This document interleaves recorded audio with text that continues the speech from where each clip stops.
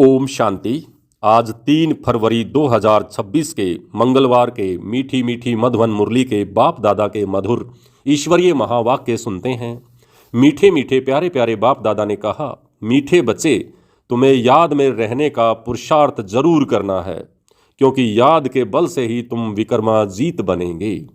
आज का प्रश्न है, कौन सा ख्याल आया तो पुरुषार्थ में गिर पड़ेंगे।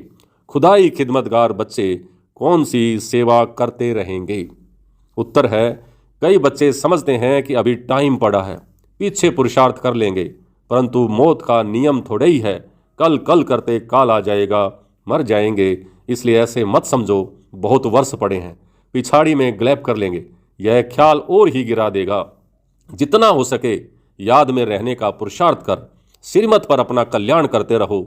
रूहानी खुदाई खिदमतगार बच्चे रूहों को सैलवेज करने, उनका बेड़ा पार करने, यानी पतितों को पावन बनाने की सेवा करते रहेंगे। आज का गीत, ओम नमः शिवाय, यानी मैं आत्मा शिव को नमस्कार करती हूँ। धारणा के लिए मुख्य सार, पहला, यह बना बनाया ड्रामा है, इसलिए विघ्नों से घबराना नहीं है। विघ्नों में याद की यात्रा को भूल नहीं जाना है। ध्यान रहे याद की यात्रा कभी ठहर न जाए। दूसरा, पारलौकिक बाप का परिचय सबको देते हुए पावन बनने की युक्ति बतलानी है। दैवी झाड़ की सैपलिंग कलम लगानी है।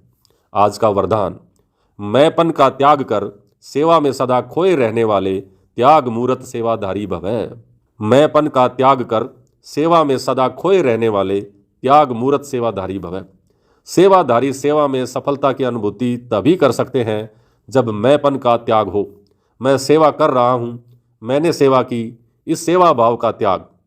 मैंने नहीं की, लेकिन मैं करनहार हूँ, करावनहार बाप है, मैंपन बाबा के लव में लीन हो जाए। इसको कहा जाता है सेवा में सदा खोए रहने वाले त्याग मूर्त सच्चे सेवाधारी।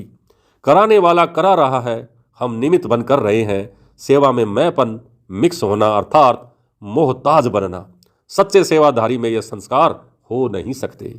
आज का स्लोगन, व्यर्थ को समाप्त कर दो तो सेवा की ऑफर सामने आएगी। व्यर्थ को समाप्त कर दो तो सेवा की ऑफर सामने आएगी। ये अव्यक्त इशारे एकता और विश्वास की विशेषता द्वारा सफलता संपन्न बनो। एकता के लिए स्वयं में समाने की शक्ति चाहिए, इससे दूसरे का संस्कार भी अवश्य शीतल हो जाएगा। सदा एक दो में स्नेह की श्रेष्ठता की भावना से संपर्क में आओ, गुणग्राही बनो तो एकता कायम रह सकती है। आपके संगठन की शुभ भावना अनेक आत्माओं को के भावना का फल दिलाने के निमित्त बनेगी, उन्हें नई राह मिलेगी। अच्छा, ओम शांति।